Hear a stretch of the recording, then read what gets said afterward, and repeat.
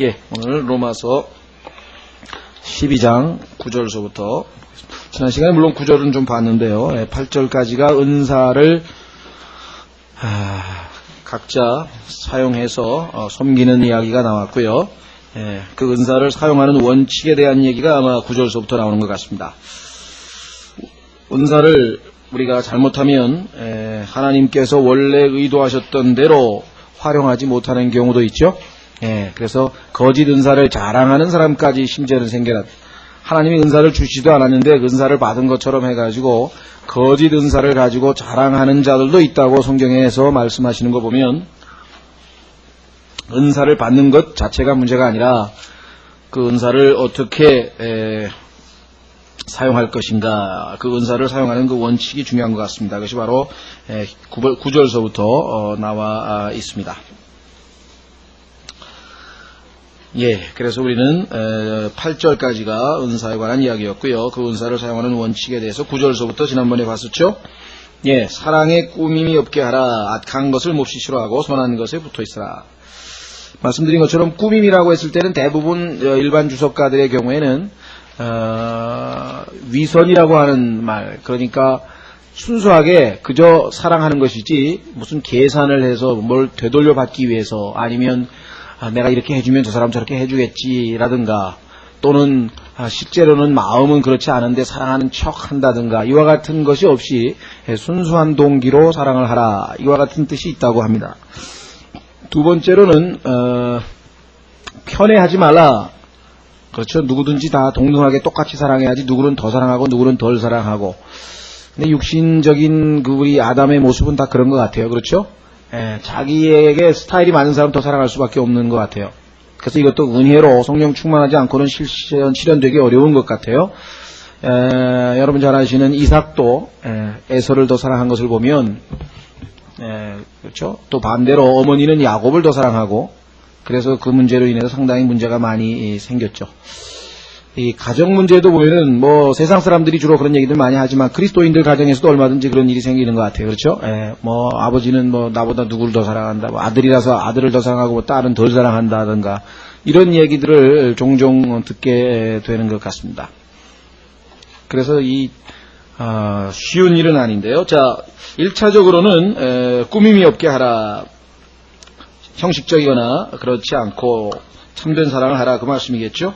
자, 악한 것을 몹시 싫어하고 선한 것에 붙어있으라. 지난 시간에 하나님께서는 선과 악을 분명하게 구분하시는 분이시라고 말씀을 했고, 단순히 악에서 멀리 떨어지는 것에서 훨씬 더 나아가서 아예 악을 미워하라고, 이렇게 몹시 싫어하라고 말씀하셨다고 했죠. 그러면 오늘은 10절서부터 한번 보겠습니다. 자, 10절서부터 보시면은요, 형제 사랑으로 서로 따뜻한 애정을 가지고 서로 먼저 존중하며.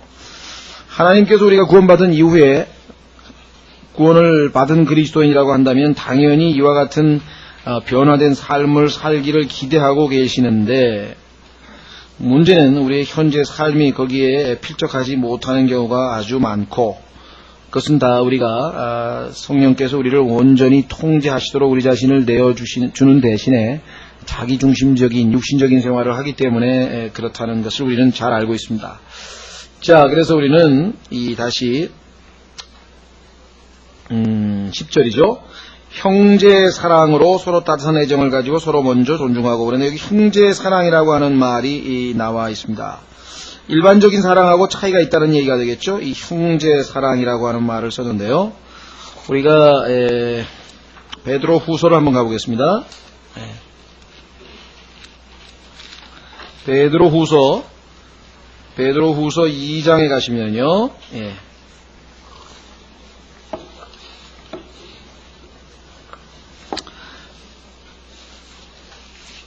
베드로 후서 1장입니다. 죄송합니다. 2장 아니고 1장. 자, 베드로 후서 1장에 가시면은 거기에 5절서부터 보십니다. 5절서부터 보시면, 이것과 더불어 너희는 열심을 다하여 너희의 믿음의 덕의 지식을, 지식의 절제를, 절제의 인내를, 인내의 경건을, 경건의 형제 우애를, 형제 우애의 사랑을 더하라 이렇게 되어 있습니다. 자, 여기 보시면 형제 우애라고 하는 말을 썼죠, 그렇죠? 예, 형제 우애, brotherly kindness인데요. 그 다음에 나오는 게 이제 사랑이에요, charity. 그런데 이 charity라고 하는 단어를 풀었으면은 brotherly love예요. 그러니까 Christian brotherly love, 그리스도인의 형제 사랑이라고 할 때에 특별한 의미로 이 charity라고 하는, 사랑이라고 하는 말을 따로 씁니다. 근데 우리말로는 love라고 하는 것과 charity라고 하는 것을 따로 구분하기가 어렵기 때문에 그냥 사랑이라고 해놓고 이 charity, Christian brotherly love의 경우에는 아주 굵은 글씨로 써서 할 수 없이 철자로 구분을 지금 해놓은 것을 보게 되죠. 그래서 사랑을 더하라. 일반 다른 성경에서는 그 구분을 하지 않고, 또 영어 성경에서도 구분하지 않고 그냥 love라고 다 이렇게 표시를 했는데, love 자체가 잘못됐다는 건 아닙니다만은 love라고 하는 단어는 성경에서 굉장히 광범위하게 아주 넓은 의미를 쓰기 때문에, 예를 들면은 소위 말하면은 이 못된 짓 하는 사람들이 그 간음을 할 때도 우리가 서로 사랑하자라고 하는 말이 성경에 쓰이거든요. 잠언에 보면은. 그러니까 그런 의미보다는 훨씬 더 좁은 의미로 그리스도인으로서의 형제 사랑, 그러니까 형제 우애, 이 kindness, 친절이죠. 형제로서의 친절함, 그 다음에 이제 형제 사랑, 이것이 마지막 미덕입니다. 그리스도인으로서 갖춰야 될 마지막 미덕인데요. 그것이 바로 로마서 12장 10절에 나와 있습니다. 형제 사랑으로, 그 다음에 서로 따뜻한 애정을 가지고 이렇게 얘기했네요. 이 따뜻한 애정이라고 하는 건 affection드란 말인데 kindly affectioned 이렇게 썼는데요. 직역을 하면 서로 친절하게 애정을 가지라 이런 뜻인데요. 따뜻한이라고 하는 말로 조금 의역을 했네요. 자, 좋습니다. 그러니까 be kindly affectioned란 말 썼고요. 자, 그 다음에 형제사랑, 일반적인 사랑하고 특수한 의미에서의 사랑이라고 하는 말 썼고요. 자, 그 다음에 in honor, 자, 존중을 해주는데, 서로를 존중하는 데 있어서 서로 먼저 하라, 이렇게 지금 이야기를 했습니다. 빌립보서에서도 보면은 교회에서 문제가 일어나지 않을 가장 좋은 방안이 바로 이것인데요. 오늘 이 로마서에서 나와 있는 것과 아울러서 보십시오. 서로 먼저 존중한다, 그 말과 빌립보서 2장 4절에 보시면, 빌립보서 2장 3절입니다. 4절이 아니고 죄송합니다. 빌립보서 2장 3절.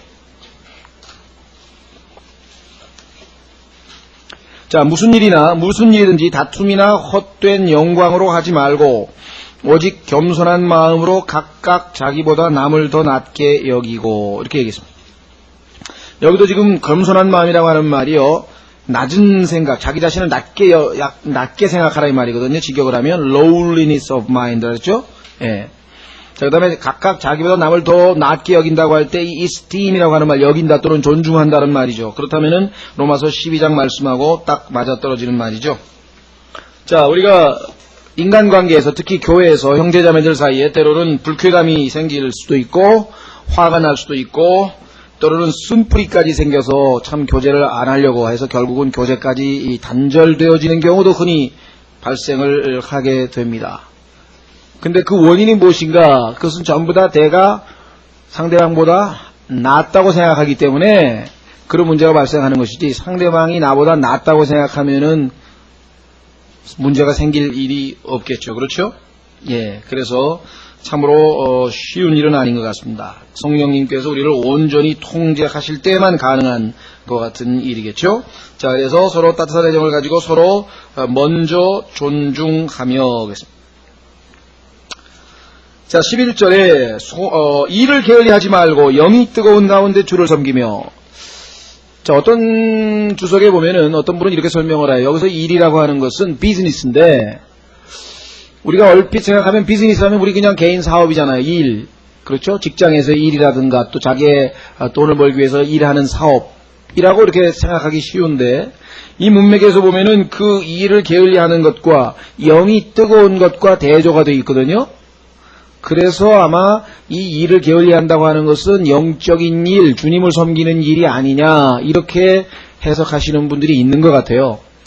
근데 그게 틀린 건 아닌 것 같기도 하고, 반면에 성경에 보면은 우리가 직장에서 자기가 열심히 일하는 것이 곧 주님을 섬기는 일이라고 되어 있는 구절이 또 있어요. 그렇기 때문에 이것을 한 가지로만 해석하기가 어렵다는 거죠. 만약에 우리가 직장에서 일하는 것은 주님을 섬기는 것과 아무 상관이 없는다고 한다면 그러면 직장에서는 그저 엉성하게 일을 해도 된다는 소리냐? 그게 아니거든요. 자, 그래서 한번 확인해 보겠습니다. 골로새서. 그래서 저는 여기서 일이라고 하는 것은 어쩌면 비즈니스 써있는 단어 그대로 우리가 자기의 개인 일, 사업을 의미하는 것 같기도 합니다. 자, 골로새서 한번 보십시오.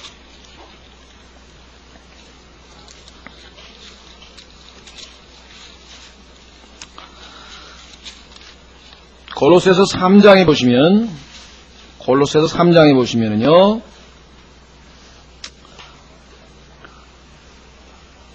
그리스도인으로서의 우리의 삶에 있어서 하나님께서 1차적으로 하나님과 우리와의 교제, 영적인 생활에 대해서 설명을 하신 다음에 그 다음에 그리스도인으로서 가장 중요하게 여겨야 될 것이 바로 부부 생활이라고 그랬대요. 부부간의 관계, 그 다음에 부모 자식 간의 관계, 다시 말해서 가정생활에 대해서 하나님과 자신과의 개인적인 영적인 문제를 첫 번째 언급하신 다음에 가정생활에 대해서 강조하셨고, 그 다음에 이제 직장생활에 대해서 언급하시는데 22절 보십시오. 종들아, 모든 일에 육체를 따라 너희의 주인된 자들에게 순종하되 사람을 기쁘게 하는 자같이 눈가림만 하지 말고 오직 하나님을 두려워하여 단일한 마음으로 하라. 직장에서 자기가 일하는 것도 이것이 하나님께 하는 거기 때문에 눈가림으로 한다든가, 그렇죠? 8시간 노동이면 때우면, 시간만 때우면 되는 거 아니냐, 적당하게 이렇게 생각해서는 안 된다는 거겠죠? 자, 그래서 23절, 무슨 일을 하든지 마음을 다하여 죽게 하듯 하고 사람에게 하지 말라. 여기서 지금 문맥에서 보면은 분명히 종과 주인 사이에서 이루어지는 일이니까 직장의 생활을 의미하죠? 교회에서 봉사 얘기하는 건 아니겠죠. 그렇죠? 자, 그래서 24절, 너희가 상속의 보상을 주께 받을 줄 아나니 이는 너희가 주 그리스도를 섬기기 때문이니라. 직장에서 열심히 일했는데 그것이 단지 내가 어떤 생활수단으로 돈을 벌기 위해서 또는 나의 그 가족을 부양하기 위해서 그런 목적으로 우리가 보통 그리스도인은 생활을 합니다. 틀린 건 아닙니다. 그렇죠? 거기에 우리가 인생을 다 걸고 모든 것을 다 바쳐서 직장에서 더 생산성 있는 사람으로 인정받고 더 뛰어난 인간으로 인정받고 그래서 더 거기서 승진하고 이것을 우리의 삶의 목표로 삼지는 않아요.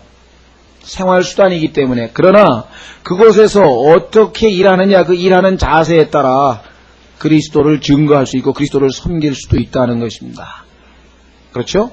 예. 거기서 우리가 인정받는 것은 출세하고 내가 성공하기, 세상에서 얘기하는 성공하기 위해서가 아니라 사람들이 보기에 당신은 농땡이도 안 부리고 어떻게 그렇게 성실하게 일을 하느냐.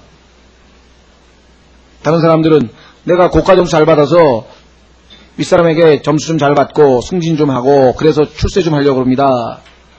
그리스도인들은 저는 하나님께서 지금 보고 계시기 때문에 하나님께 하듯 하라고 하나님께서 말씀하셨기 때문에 성심을 다해야 하는 것뿐입니다. 그래서 간증을 시키는 것이 더 중요하다는 의미지. 그렇죠?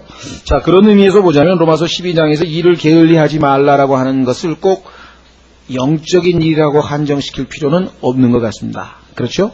네, 그래서 여기서 일을 게을리하지 말라고 하는 것은 정말 죽게 하듯 열심히 하라. 자, 그 다음에 영이 뜨거워서,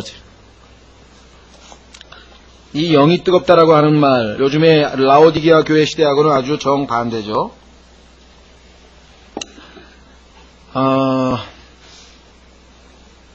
어느 정도의 이모션, 그러니까 하나님의 말씀을 들었을 때 내 마음에 감동이 오면서 정말 어떤 그 내적인, 그렇다고 무슨 막 꼭 할렐루야를 외치고 그냥 막 박수를 치고 어떤 그런 크게 무슨 이 외적인 반응을 보이라고 하는 것은 물론 아닙니다만은, 물론 그럴 수도 있고요. 본인이 좀 격정적인 사람 있잖아요. 그렇죠? 그런 사람들은 막 기쁨이 생기면은 참지 못하고 막 그렇죠. 할렐루야, 아멘, 아멘 하는 사람도 있고요. 그렇죠? 저도 굉장히 이 감정이 메마른 사람인데요. 그러다가도 이 교회 운전하다가도 설교 듣다가 딱 마음에 맞는 말이 나오면 에이멘 하고 그냥 혼자 있을 때는 괜찮은데 우리 은진이가 있을 때는 아이 깜짝이야. 그럴 때 종종 있는 것 같아요. 이 드라마틱한 것, 이 빌리그레함이 나타나고 나서 기독교 설교에 이 아주 드라마틱한 요소가 사라져버렸다 이렇게 얘기들을 보통 신학계에서 많이 하는데 억지로 짜내는 거 있죠. 막 감정에 호소해가지고 막 이렇게 하는 그런 좀 연극이 가미된 그런 스타일은 물론 잘못된 거지만 우리가 성령으로 충만하다고 한다면은 정말 우리의 이모션도 우리의 인격의 한 부분이기 때문에 당연히 거기에 동참이 돼야 되겠죠. 그래서 아멘도 나오고 마음이 기뻐서 소리를 할렐루야를 할 수도 있고 눈물을 흘릴 수도 있고 이와 같은 것. 그래서 이 라오디게아 교회 시대에는 이와 같은 것이 점점 식어져 가는 것입니다. 우리 경우에는 은사주의에 대해서 너무 부정적인 얘기들을 우리가 너무 강하게 하다 보니까 사람들이 조금 하면은 저 사람 옛날에 저기 순복음이나 그런 데서 온 거 아니야? 뭐 이런 소리 들을까봐 또 괜히 억제하는 사람들이 좀 있는 것 같아요. 그래서 제가 봐도 이게 조금 좀 너무 점잖은 것 아닌가 싶은 생각도 들고요. 뭐 억지로 할 필요는 없습니다만은. 자, 한번 확인해 보겠습니다. 예, 우리가 영에서 뜨거워야 되는데 주님께서는 우리가 정말 뜨겁기를 원하시는데 계시록 3장에 가면은 뜨겁지도 아니하고 차지도 아니해가지고 뜨뜻미지근 이거야말로 정말 아주 주님께서 가장 원치 아니하시는. 자, 계시록 3장 14절 라오디게아 사람들의 교회의 천사에게 편지하라. 아멘이요 신실하고 진실된 증인이요 하나님의 창조의 시작에 네가 이것들을 말하노라. 내가 내 행위를 아노니 내가 차지도 아니하고 뜨겁지도 아니하도다. 나는 내가 차든지 뜨겁든지 하기를 원하노라. 내가 이같이 미지근하여 차지도 아니하고 뜨겁지도 아니하므로 내가 내 입에서 너를 토하여 내리라. 우리의 마음의 뜨거움이 꼭 외형적으로 막 드라마틱하게 막 그렇게 표현돼야 된다는 법은 물론 없습니다. 그러나 어느 정도 우리의 어투나 우리의 그 기도할 때도 보면 그 간절한 마음으로 하는 그런 것, 그럴 때에 감정이 동반되지 아니하고 우리가 뜨거울 수는 또 없는 거겠죠, 당연히. 자, 그래서 이 영이 뜨거워라. 뜨거운 것, 우리 그리스도인이 항상 마음이 기쁘고, 그렇죠? 예, 구원받은 것만 생각해도 마음이 감격스럽고, 하나님의 사랑만 생각해도 마음이 뭉클하고, 미래에 다가올 그 복된 소망만 바라봐도 기쁨이 넘치고, 그래야 되는 것이 그리스도인의 모습이. 자, 12장 11절에 그 다음에 주를 섬기며 그랬습니다. 그렇죠? 예, 우리는 이 땅에 이제 주님을 섬기도록 부르심을 받게 되었다. 주를 섬기는 것 아까 우리 봤었습니다. 우리가 직장에서 일하는 것도 우리가 최선을 다해서 주님께 하듯 하는 것, 주를 섬기는 것이라고 말씀했습니다. 섬긴다고 하는 단어는 아시다시피 명사가 되면 종이라고 하는 뜻이라 그랬죠. 종은 주인의 그렇죠? 주인의 이익을 최우선으로 하는 것이 이제 종의 삶이죠. 자기 것에 대해서는 거의 돌보지 않죠. 옛날에 여러분들이 이조 시대의 그 종들이 주인을 섬기는 것을 한번 보면은 오늘날 그리스도인은 예수 그리스도를 정말 주인으로 모시는가 의심스러울 정도. 정말 종인가? 우리의 고백이 진정으로 종의 모습인가? 바울은 물론 그렇게 살았기 때문에 내가 예수 그리스도의 종이라고 담대하게 이야기할 수 있었겠죠. 그렇죠? 예. 자, 12절 소망 중에 기뻐하고 그랬습니다. 여기서 지금 소망 중에 기뻐하고도 되고요. 이 소망을 기뻐하고에도 번역이 가능한 것 같아요. 이 rejoice라고 하는 단어는 자동사이기 때문에 rejoice in the Lord 이렇게 된 것은 주를 기뻐하라고 대부분 다 번역이 되어 있죠. 그래서 여기서 소망 중에 기뻐하다 자동사도 되고요. 그 다음에 소망을 기뻐한다 이렇게 해도 됩니다. 의미는 같은 의미입니다. 우리가 가지고 있는 소망은 늘 봤습니다만은 주님께서 다시 오시는 것, 즉 예수 그리스도의 나타나심이 우리에게 참된 소망입니다. 그 이외에 어떠한 것도 우리에게 소망이 될 수가 없죠.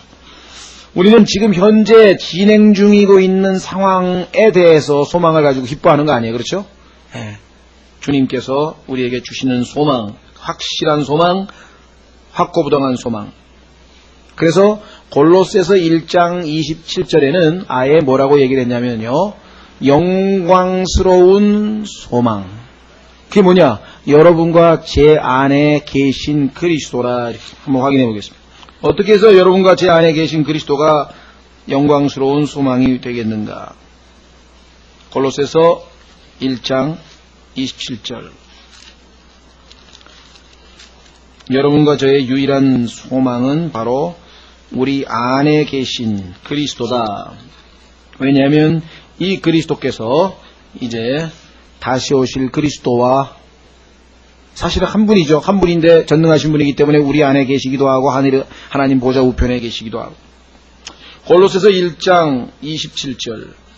하나님께서는 이 신비의 영광이 이방인들 가운데 얼마나 풍성한가를 자신의 성도들에게 알게 하려 하시나니 이 신비는 너희 안에 계신 그리스도 곧 영광의 소망이시니라. 우리 안에 그리스도가 계시기 때문에 우리는 소망이 있는 거예요.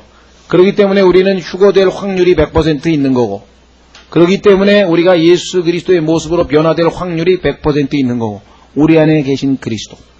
자, 그래서 우리는 이 소망 가운데 늘 기뻐할 수가 있습니다. 그렇죠? 자, 그 다음에 계속해서 환난 중에 인내하며. 조심하십시오. 환난 중에 인내한다 그랬어요. 환난 가운데에서. 환난 자체를 없애버릴 수는 없습니다. 왜? 이 땅에서 우리의 삶은 어느 때든지 어느 상황에서든지 환난이 주어져 있다 그랬죠.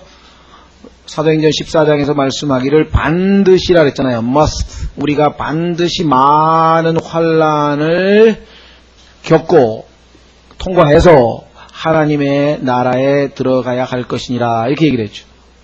그래서 환난이라고 하는 것은 필수 요소입니다. 데살로니가 전서에서 바울은 구원받은 성도들에게 즉시로 그 사실을 알려주었죠.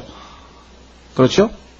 예, 그래서 여기 보시면 환난 중에 우리가 인내하는 것이 필요하다. 더 나아가서 사실은 환난을 기뻐한다는 말이 나오는데요. 로마서 5장 1절 한번 보겠습니다. 어떤 분은 그렇게 얘기를 하더라고요. 환난 중에 인내는 자기도 하나님 말씀에 순종하고 있는 것 같대요. 환난이 닥쳤을 때 자기도 인내는 하는 것 같은데 환난을 기뻐하는 수준까지는 자기는 못 갔다고 그렇게 솔직하게 얘기를 하더라고요. 제가 보기엔 아주 훌륭한 아주 이 설교자신데 로마서 5장 1절에 로마서 5장 3절에 보시면 이렇게 기록되어 있죠. 2절부터 봐야 되겠네요. 또 우리가 그분을 통해 지금 서 있는 이 은혜 안에 믿음으로 들어감을 얻었으며 하나님의 영광의 소망을 기뻐하느니라. 여기까지 지금 우리 금방 봤어요. 그렇죠? 로마서 12장에도 나오죠. 하나님의 영광의 소망을 기뻐하느니라. 그리할 뿐 아니라 우리가 환난도 기뻐하나니 그랬네요. Glory in tribulations. 여기까지 우리가 신앙이 도달했는가? 고통 중에서도 기뻐한다? 어떻게 가능할까요?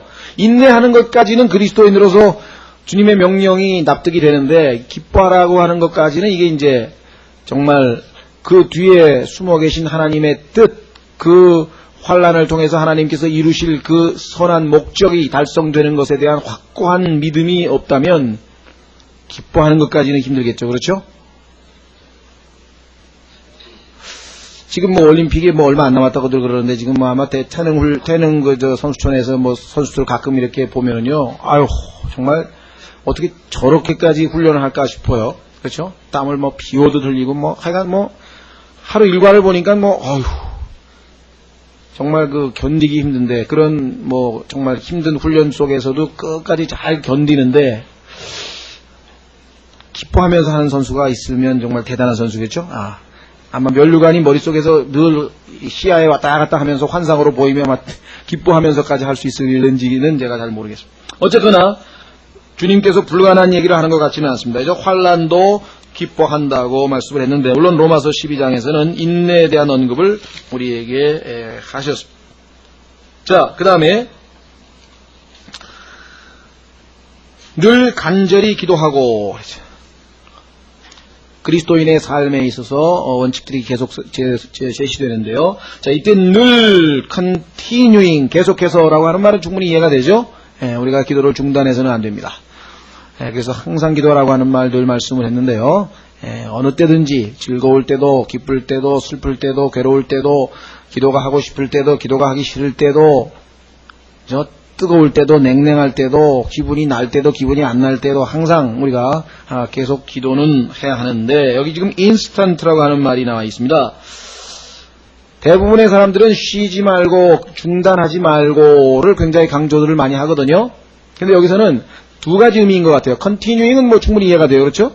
여기서 근데 인스턴트라고 하는 말은 여러분 잘 아시다시피, 인스턴트 하면 떠오르는 게 인스턴트 커피 아니에요. 그렇죠? 즉석에서 금방, 그런 뉘앙스가 있어요. 그러니까 우리가 기도할 필요가 생겼을 때 그것을 뒤로 미루거나 뭐 이러지 말고 즉시로 바로바로 기도하라 이 말이죠. 대표적인 케이스가 여러분 성경에 나와 있죠. 누굽니까? 느헤미야라면. 느헤미야라고 하는 사람은 지금 공무원인데, 오늘날로 치면 뭐 비서실장이 좀 되는지 모르겠어요. 비서실장은 아니라도 하여간 뭐 비서관쯤 되는 사람인데, 아니 자기 조국이 지금 어떻게 됐다는 비참한 소식을 들으니까 뭐 밥맛도 없고 그래가지고 아마 쭉 처져서 굉장히 지금 디프레션, 사회 우울증에 걸렸는데 막 얼굴이 모양도 안 좋고 그러는데, 아니 지금 왕 앞에서 지금 왕을 시중드는데 얼굴이 그렇게 밝지 않아가지고 되겠어요? 근데 뭐 사람이라는 게 속에 지금 뭐 속이 슬픈데 그게 쉽게 얼굴을, 그래서 왕이 딱 보니까 왜 표정이 그리 밝지 않느냐, 뭔 근심이 있느냐 하고 했더니 아이고 큰일 났구나 이제. 그렇잖아요. 왕을 섬기는 사람한테 지금 자기가 잘못하는 게 에티켓이 아니죠. 그래서 그때 뭐라고 했냐면 순간적으로 인스턴트 기도를 하는 거예요. 순간적으로 하늘에 계신 하나님께 기도하기를 하면서 기도하는 장면이 나오고, 그 기도의 응답에서 하나님께서 이 왕에게 축복하는, 그래서 이 고국으로 돌아가서 이 고국을 재건하는데 기여할 수 있는 그런 기회를 제공받게 되는 것을 우리 느헤미야에서 보게 되죠. 그렇죠? 즉각적으로 아차 싶으면 바로바로 기도를 해야 되는데, 저도 이제 이 구절을 공부하면서 다음부터 누가 기도 부탁을 하면은 바로 그 즉시 바로 기도를 해야 되겠다 생각이 들어요. 왜냐? 누구누구 이렇게 해서 중요한데, 꼭 기도해 주십시오. 네, 알겠습니다. 그리고 한 3, 4일 지난 다음에, 아차! 기도 부탁 받았지? 그리고 그때 가서 이제 기도하기 시작하면 뭐 어떻게 되겠어요? 그게 아니네. 잠깐 시간 내십시오. 한 5분 동안 들어가서 기도하십시다. 그래서 바로바로 기도했으면은 훨씬 더 날 뻔했는데, 그렇죠? 예. 자, 그래서 이 두 가지 의미, 늘 간절이라고 하는 말이죠. 여기서 지금 인스턴트란 말은 우리말로는 좀 살리기가, 그래서 늘 즉시 뭐 이렇게 하기도 어렵고, 그래서 아마 번역상 쉽지는 않았던 것 같습니다. 어쨌거나 우리에게는 인스턴트란 단어의 의미를 조금 더 잘 새겨보셨으면 좋을 것 같습니다. 자, 13절. 성도들의 필요에 따라 나누어 주며, 성도들의 필요에 따라 나누어 주며. 자, 여러분들 이건 쉬운 일은 아니죠. 그렇죠? 우리가 필요에 따라 나눠준다고 하는 것은 상대방이 무엇이 필요한지를 알아야 될 거 아니에요. 그럼 적극적으로 그 사람에 대해서 관심을 가져서 저 사람이 무엇이 필요한가를 우리가 알아야 필요한 걸 알죠. 그렇죠.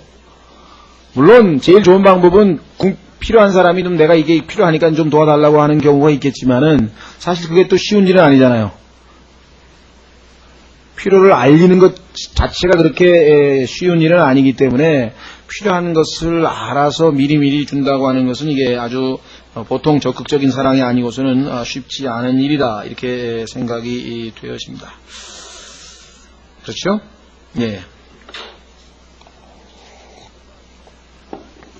공산당에서 이 사도행전에 나와 있는 그 필요에 따라라고 하는 말과 여기 나와 있는 이 필요에 따라라고 하는 말이 사실 이 공산주의자들의 구호입니다. 무슨 의미냐? 능력에 따라가 아니고, 이 자본주의는 능력에 따라잖아요. 그렇죠? 네, 생산성에 따라 아니면 능력에 따라 나눠주는데, 공산주의는 능력에 따라가 아니고 필요에 따라 나눠준다, 이렇게 얘기를 합니다. 굉장히 이상주의적이고 좋은 얘기입니다. 그렇죠? 그렇게만 되면 좋겠는데, 문제는 사람은 이기적인 존재고 아담의 후손은 죄인이기 때문에 자기가 열심히 일을 해가지고 예를 들면은 능력을 발휘했는데 자기보다 훨씬 능력을 발휘하지 못한 사람하고 똑같이 나눠줬다 라든가 아니면 이 사람은 소위 말하는 능력은 많이 발휘해서 생산은 많이 했는데 별로 필요한 게 없어요. 왜? 혼자 사는 총각이니까 월급 한 100만 원이면 한 달 내내 충분히 사니까 100만 원 줬다 이게. 생산성은 높은데. 근데 그 사람보다 절반밖에 생산성이 안 되는 사람이 자식이 대여섯 명 달려가지고 이 사람은 돈이 한 300만 원 이상 필요하다. 그래가지고 300만 원 월급을 줬다. 거듭난 그리스도인으로서 만약에 그것이 그렇죠? 필요하기 때문에 필요했다라 나눠주라고 했으니까 거기에 아무런 그 이의를 달지 아니하고 주님께서 그리 하시더라도 우리가 동의하면 좋겠는데 그건 이제 주님이 오시는 천년왕국에서나 가능한 일이고 이 땅에서 누가 그걸 승인을 하겠어요? 그래? 그럼 내가 열심히 일을 해야 될 이유가 없잖아. 그래, 난 100만 원치만 해줄게. 그래, 좋아. 100만 원치만 해줄게. 이런데 그래가지고 쫄딱망하게 공산주의 체제라는 게 공산주의가 다 망한 이유는 뭐냐면은 그런 이상주의적인 인간은 본래적으로 악하다고 하는 성경적인 진리를 팩트, 사실을 무시한 채 너무 이상주의적으로 지금 나가고 있는. 그래요? 예수님께서는 철저하게 자본주의자예요. 왜? 너무나 인간이 이기적인 걸 알기 때문에. 그래서 다시 말씀드립니다만 여기에서는 그리스도인으로서 정말 그 사람은 나름대로 최선을 다해서 열심히 일을 했는데 그 일한 만큼의 대가를 가지고서는 도저히 가족 부양이 안 되고 어렵다 이 말이에요. 그럼 어떻게 돼요? 필요한 만큼 더 줘야죠. 필요한 만큼 더 줘야죠. 그렇죠? 그리스도인으로서 우리가 행해야 될 덕목이. 자, 그 다음에 손님 대접하기를 힘쓰라. 손님 대접하기를 힘쓰라. 여기 보시면 손님 대접이라고 하는 말이 hospitality란 말이 나오는데 여기서 나온 단어가 사실은 병원이라는 hospital이라는 단어죠. 그렇죠? 네. 그러니까 사실 우리가 가면은 대접을 잘 받아야 되는 곳이 병원인데 이게 어떻게 된 게 의사 눈치만 살피고 그냥 가서 대접은커녕 기분 안 상하고 오면 좀 다행일 정도가 된 게 지금 모르겠어요. 그래서 요즘에 이제 좀 고급 병원들이 생겨가지고 아주 막 진짜 이 호스피털리티 아주 대접 잘 해주려고 하는 병원들이 많이 생기긴 생긴데 또 이게 엄청 비싸요. 네? 우리나라도 아마 그게 허용이 될는지 아직 잘 모르겠는데요. 이 유럽에 가면은 소위 말하면 이제 사회복지제도에 의해서 일반 그 소위 말하면 그 뭐라나요 의료보험에 해당되는 병원들이 있고요. 의료보험을 안 되는 병원이 있어요. 그 프라이빗 아주 그건 좀 비싸요 거기는. 그러니까 의료보험 거기 가서 많이 기다리고 뭐 좀 이렇게 뭐 수준이 낮다 그러면 좀 이상하지만 하여간 좀 그런 평범한 의원이 아니라 좀 아주 고급에다가 박사에다가 아주 막 장비도 그냥 최고가로 놓고 뭐 그만 의리의리한 그런 이제 병원들이 따로 있거든요. 거기 이제 비싼 사람이 가는 거예요. 그래서 아주 재밌는 이야기도 있다고요. 어떤 사람이 병원에 아무리 당겨봐도 안 낫는 거예요. 그랬더니 그러면 그런 데 가지 말고 내가 소개해 주는데 한번 가보라고. 그래가지고 떡 들어가서 이제 앉았는데 보니까 이게 뭐 가구가 막 휘황찬란한 거 막 최고급 가구로 막 뭐 기다리는 방에서 그래가지고 이게 마음이 이제 이게 엄청 비싸구나 이제 그래가지고 불안해지기 시작한 거예요. 네. 점점 불안해지는 순간에 간호사가 좀 쳐다보는 거예요. 그래서 문 열고 도망을 치는 거예요. 너무 비싸서. 그러니까 간호사 보니까 치료도 안 받은 사람이 나가요. 아니 뭐 어디 아프세요? 그러니까 제가 마음이 좀 아파서요. 그러니까 아파서요 나가요. 아파서 나간다는 거야. 얼마나 우스워요. 아파서 치료받으러 온 사람이 아프다고 나간다 이 말이에요. 근데 뭐가 아프다는 얘기예요? 마음이 불편해서 돈 많이 낼까봐 불안해서 나간다는 얘기지. 그래서 이 손님 대접. 자, 성경에 보면은요. 손님 대접을 하다가 부지불식간에 천사 대접을 한 사람이 나옵니다. 그렇죠? 대표적인 케이스가 아브라함인데요. 그렇죠? 아브라함. 자, 한번 뭐 창세기는 여러분 잘 아시니까 히브리서 한번 확인해 보겠습니다. 히브리서 13장. 히브리서 13장.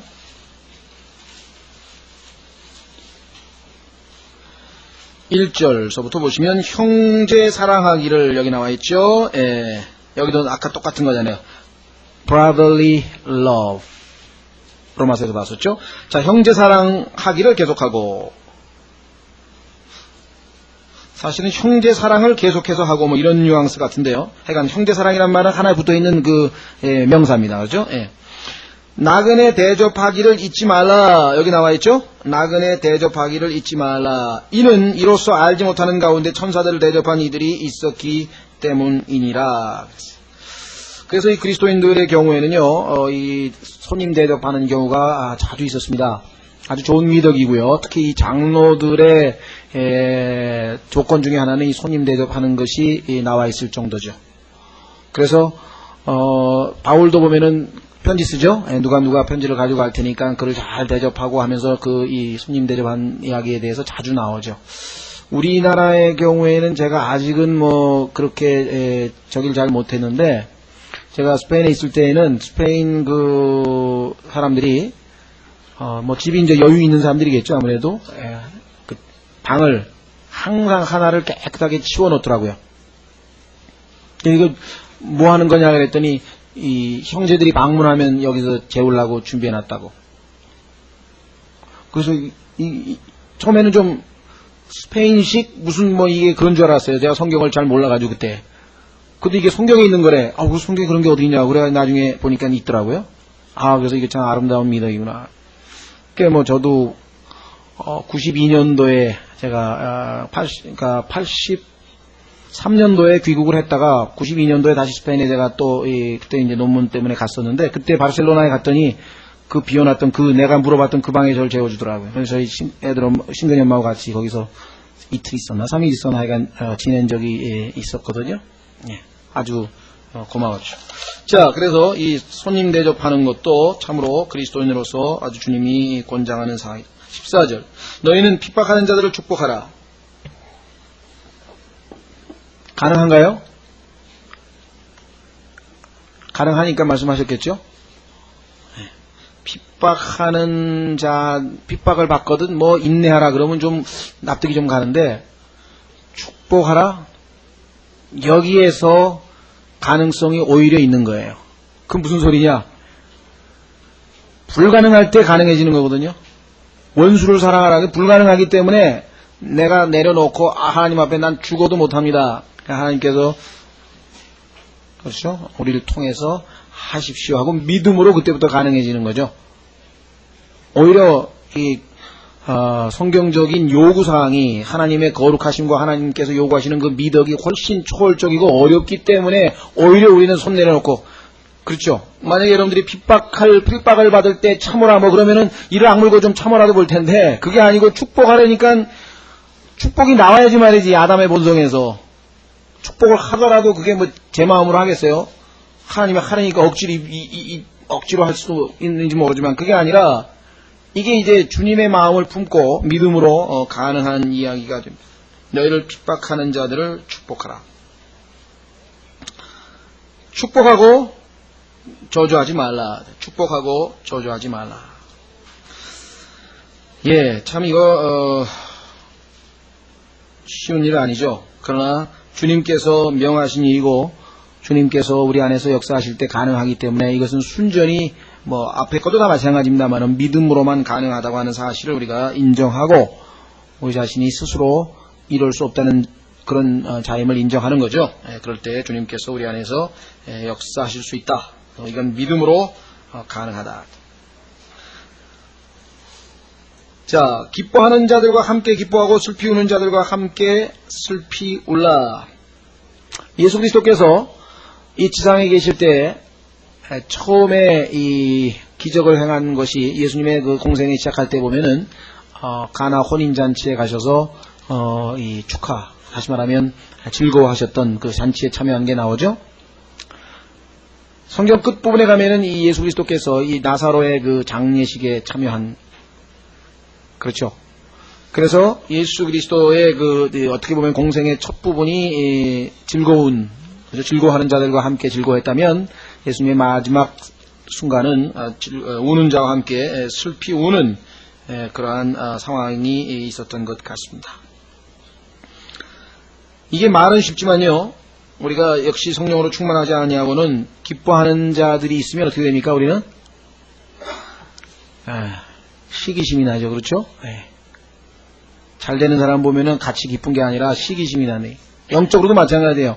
젊은 형제가 아니라 이 초신자 얼마 되지 않은 형제들이 뭐 구령도 잘하고 막 열매도 얻고 그 다음에 뭐랄까요, 아주 뜨거운 간증도 하고 막 그렇게 해서 막 아주 주님과의 그 좋은 영적 상태에서 막 뜨겁게 막 이렇게 신앙생활 하면요, 오래 교회를 다녔으나 마음이 냉랭해진 사람들이 기뻐하기는커녕 전부 다 뭐예요? 그래, 일시적으로 흥분해봐, 조금 기다려봐, 다 때가 올 거야. 빈정되면 괜찮은 거고요. 아니, 이 사람이 지금 절지 못하고 이게 뭐 하는 거야 이거 하면서 아주 그냥 이 영적으로 막 잘하는 사람을 막 푹 아주 시켜가지고 아예 실족시켜버리는 경우도 뭐 허다하고요. 막 이게 좋은 일이 아니에요. 허다한 거예요. 허다. 얼마나 이 초반에 그런 그 오래된, 그렇죠? 냉랭해진 오래된 그 성도들 때문에 이 초신자들이 아주 실족해서 떠나버리는지는 뭐 여러분들 아마 주변에 아마 많이 들어보셨을 것입니다. 쉬운 일이 아닙니다. 기뻐하는 자와 함께 기뻐하는 것. 자, 뿐만 아니라 슬피 우는 자와 함께 슬피 울라. 그렇죠? 그렇게 됩니까? 여러분들, 자기가 특히 아주 싫어하는 사람, 아주 마음에 안 드는 사람, 너무너무 나를 괴롭혀서 정말 싫은 사람, 그 사람이 불행을 당하면 어떻게 됩니까? 그렇죠? 어떻게 해요? 속으로, 겉으로는 그렇게 표현할 수 없지, 그리스도인이니까. 속으로 이제 뭐예요? 그럼 그렇지. 하나님이 가만히 놔두실 리가 있나? 내가 그럴 줄 알아서 하나님께서 반드시 징계하실 줄 알았어, 나는. 또 무모한 사람은 아예 그걸 또 갖다 대고 하는 사람도 있다고. 욥의 친구들처럼. 일주일 동안은 잘 참고 정말 같이 울어주었어요. 그렇죠?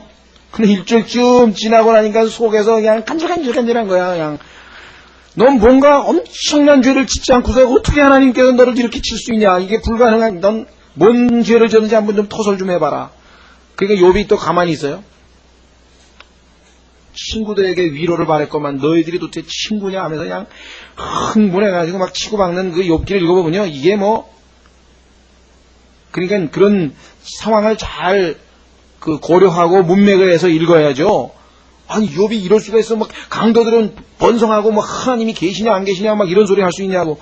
그건 욥의 처지에 가보고 나서 이제 그런 소리가 여러분들도 할는지 안 할는지.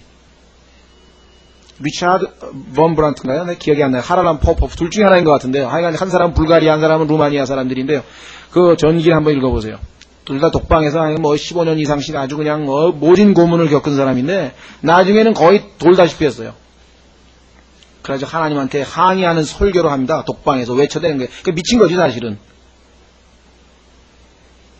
그 정도까지.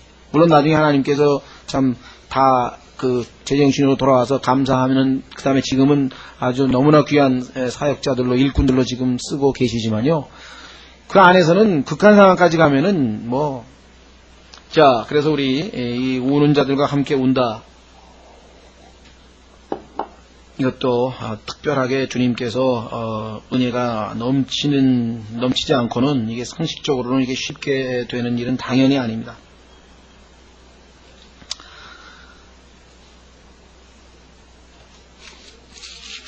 자, 그 다음에 16절이네요. 서로 같은 마음을 가지며 높은 것에 마음을 두지 말고, 한번 나왔던 말씀이죠. 높은 것에 마음을 두지 말라고 하는 것, 겸손에 대한 얘기인데요.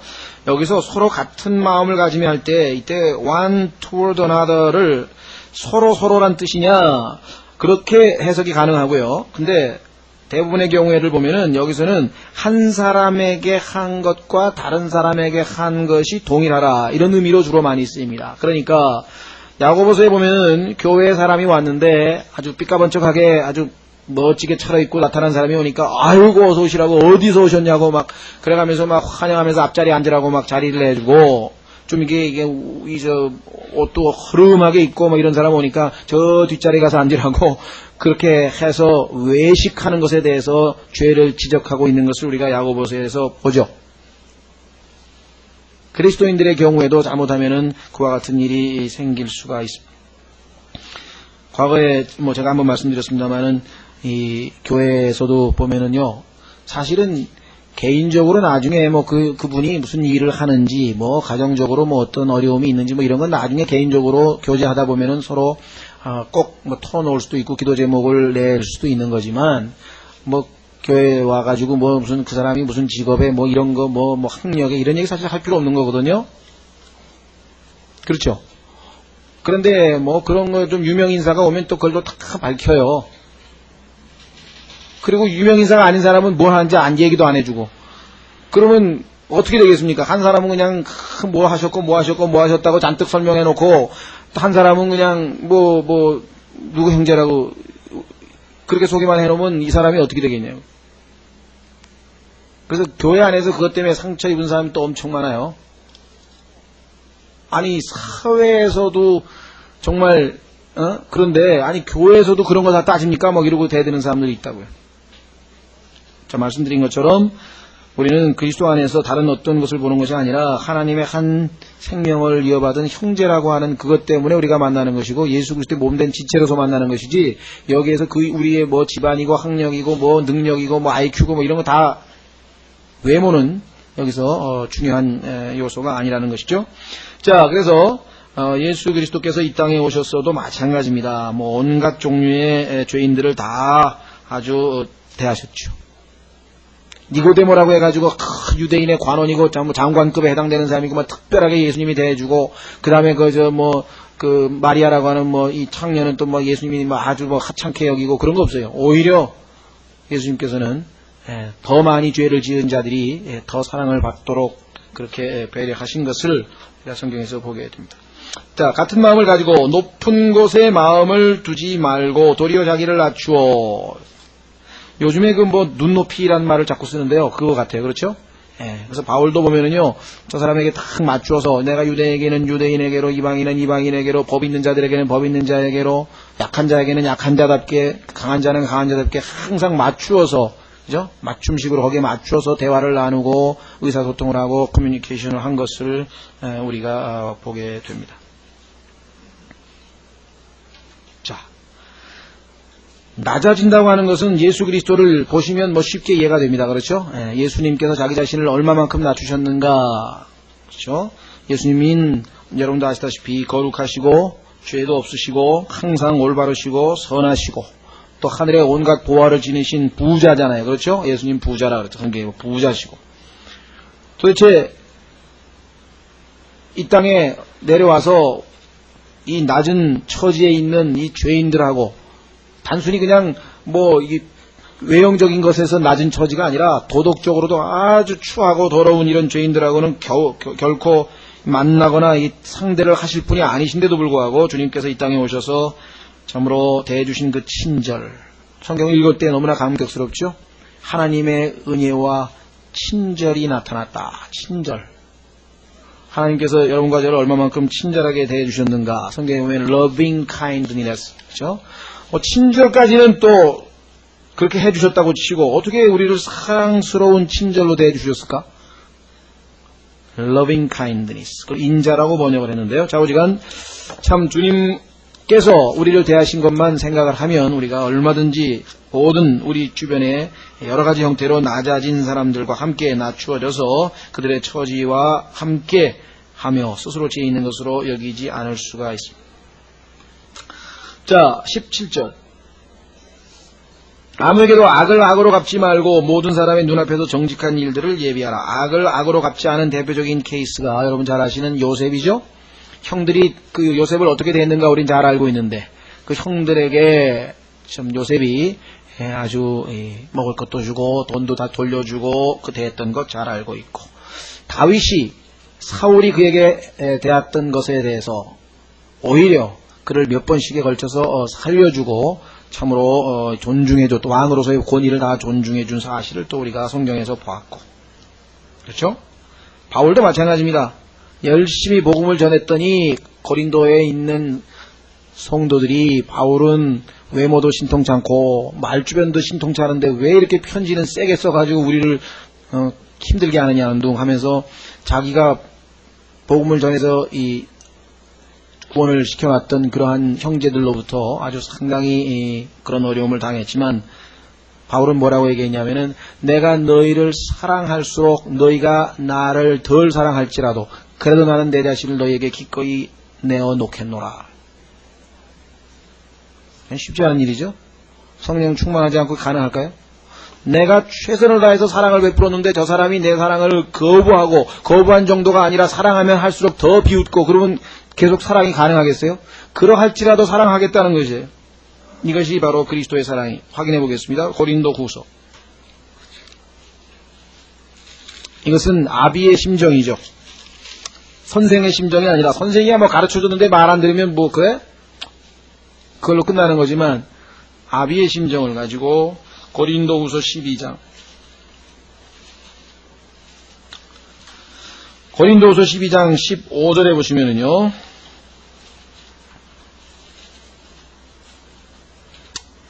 14절부터 보십시오. 보라 내가 이제 세 번째 너에게 갈 준비가 되어 있으나 이 고린도 사람들이 바울에 대해서 어떻게 됐는지 아까 말씀드렸죠? 예, 아주 자신들에게 복음을 전해준 사람인데요. 아니 왜 이런 편지를 써가지고 우리를 말이야 하면서 그런데 바울은 어떻게 얘기했습니까? 여기에 너희에게 짐이 되지는 아니하리라. 내가 구하는 것은 너희 재물이 아니요 오직 너희니라. 이는 자녀들이 부모를 위해 모아두는 것이 아니요 부모가 자녀들을 위해 하기 때문이니라. 부모의 심정으로 다 주려고 하는 거죠. 15절 너희를 더욱 넘치게 사랑할수록 내가 덜 사랑받는다 할지라도. 대부분의 사람들은 사랑하면 할수록 덜 사랑을 받는다 그러면 사랑 안 하죠. 사랑합니까? 안 하죠. 그런데 나는 너희를 위하여 가진 것을 기꺼이 쓰고 또 나 자신까지 쓰리라. 그러나 그렇다 해도 나는 너희에게 무거운 짐을 지우지 아니하였노라. 그럼에도 불구하고 어쩐 자들이 내가 간교하게 행하여 너희를 속임수로 사로잡았다 하니. 그런데도 이런 비방을 하는데 여전히 사랑을 하고 있는 바울의 모습. 자, 이와 같은 것들이 다 악을 악으로 갚지 아니하고 있는 모습이라고 우리가 할 수가 있습니다. 정말 우리가 성경 공부니까 쭉쭉 읽어가면서 지금 했지만 하나님께서 나에게 살기를 원하시는 삶의 성격이라는 것을 두고두고 묵상하면서 어떤 면에서 우리가 모자라는지 계속 하나님께 더 계속해서 기도해야 될 그러한 기도 제목들이 여기 나와 있는 것 같습니다. 그렇죠? 자, 모든 사람의 눈앞에서 정직한 일들을 예비하라. 모든 사람들의 앞에서 정직한 일들을 예비하라. 아까 바울 글을 보세요. 그죠? 재물을 탐하는 게 아니라 그랬죠. 바울이 헌금을 모아서 이 아시아에 있는 여러 교회들의 헌금을 모아서 예루살렘에 갈 때도 혼자 가는 게 아니라 그 교회들 중에 여러 사람하고 같이 가겠다 그랬어요. 왜? 정직하게, 투명하게. 그렇죠? 내 헌금 다 중간에 또 뭐 경비를 좀 빼고 뭐 이것저것 이런 식으로 그런 거 안 하겠다는 거죠. 그래서 항상 정직하게, 그렇죠? 믿는 사람 앞에서나 믿지 않는 사람 앞에서 모든 사람의 눈앞에서 정직한 일들을 예비하라. 18절 너희 쪽에서 할 수 있는 대로 모든 사람과 화평하게 지내라.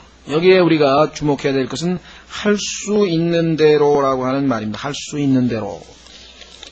이게 무슨 말입니까? 어쩔 수 없는 경우가 있죠.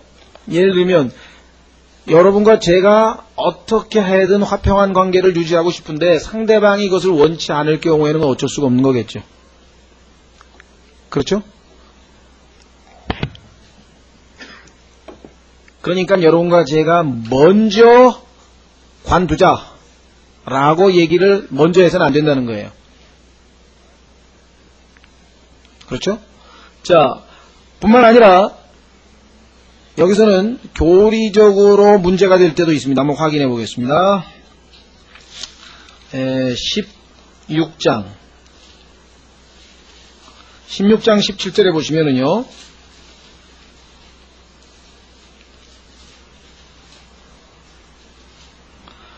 형제들아 이제 내가 너희에게 간청하노니 너희가 배운 교리를 거슬러 분쟁을 일으키거나 실족하게 하는 자들을 주목하고 그들을 피하라. 여기는 지금 피하라고 하는 말을 썼네요. 그렇죠?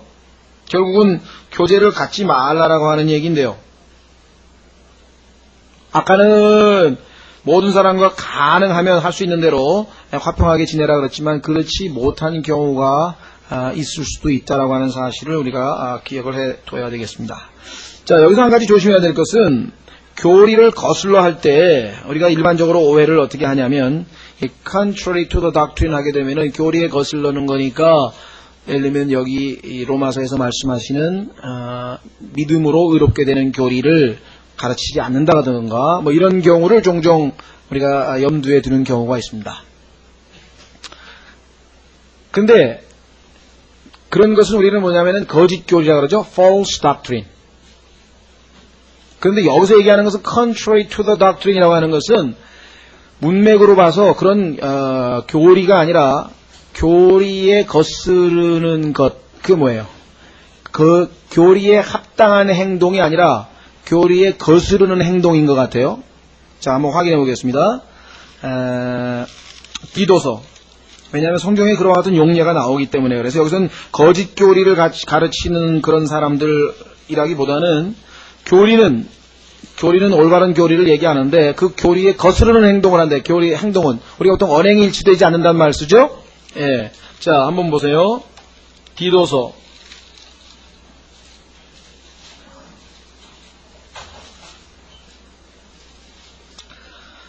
디도서 2장 1절에 보시면 오직 너는 건전한 교리에 합당한 것을 말하여 이렇게 돼 있죠.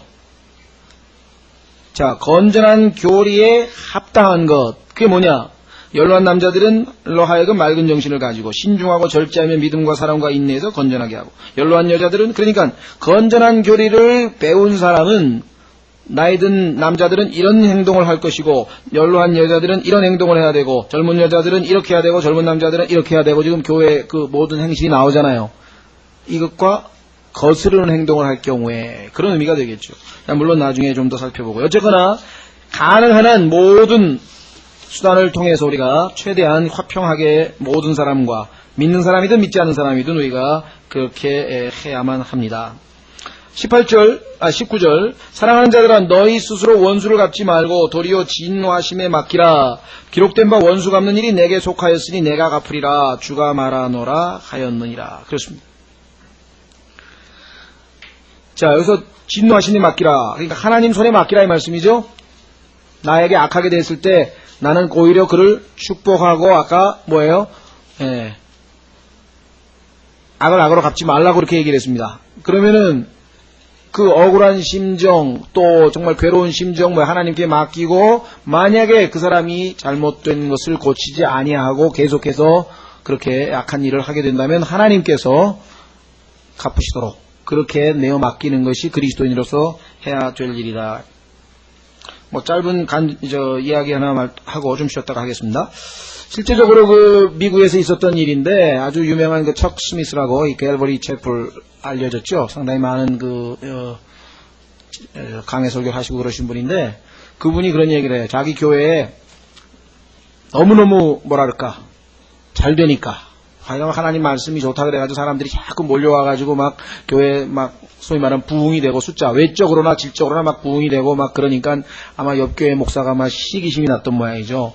그래가지고 이 교회의 나쁜 점을 계속 매주마다 설교를 했나 봐요.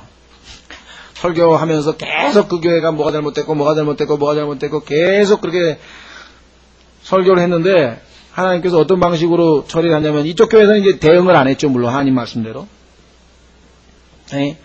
그쪽 교회에 소위 말하면 뭐라나요? 집사들 디컨 보드라 그러죠? 회에서 모여가지고 우리는 남의 교회 욕하는 설교는 더 이상 들을 수 없으니까 그만두시라고 그래가지고 교회에서 쫓겨났다는 거예요. 그렇죠. 아니 지금 예수 그리스도를 드높이고 형제들에게 사랑의 마음을 stir up 막 이렇게 고무시키는 그러한 설교를 해도 모자른 판에 지금 누구 욕하는 설교를 한두 주도 아니고 계속했으니까 되겠습니까?